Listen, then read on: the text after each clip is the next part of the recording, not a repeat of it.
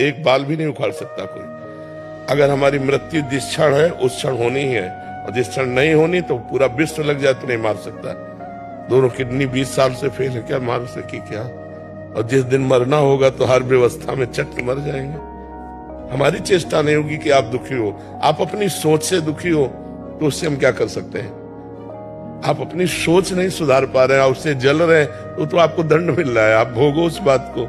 लेकिन हम अपनी तरफ से किसी के प्रति जलन नहीं रखेंगे, कोई ऐसा आचरण नहीं करेंगे जिससे वो पता है आदमी जलता है हमसे तो उसके सामने बहुत नम्र रहेंगे, उसको जलाएंगे नहीं, हम उसके सामने बहुत दैन्य रहेंगे।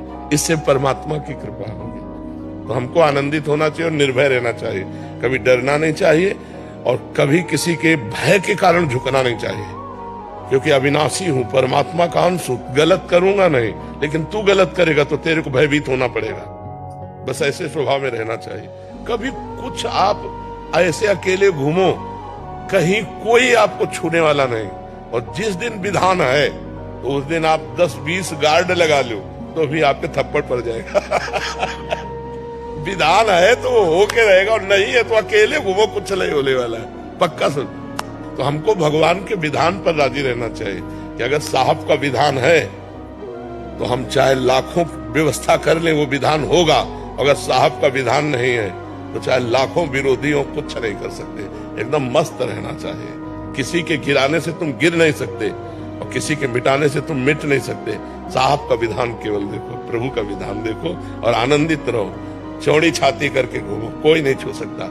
मालिक का विधान, हम देखो बचपन से भगवान के सहारे हैं, बचपन से 13 वर्ष की अवस्था, कभी कोई दोस्त नहीं बनाया भगवान के सिवा।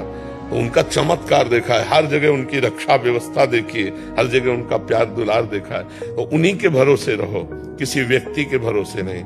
किसी व्यक्ति की अंगरक्षा से आप सुरक्षित नहीं है, भगवान की सुरक्षा से आप सुरक्षित है। और जब भगवान विधान कर देगा इस शरीर को कि ऐसे जाना है तो फिर वैसे ही जाना हो। और इंसान के राग द्वेष से अपने में कोई फर्क पड़ना नहीं चाहिए।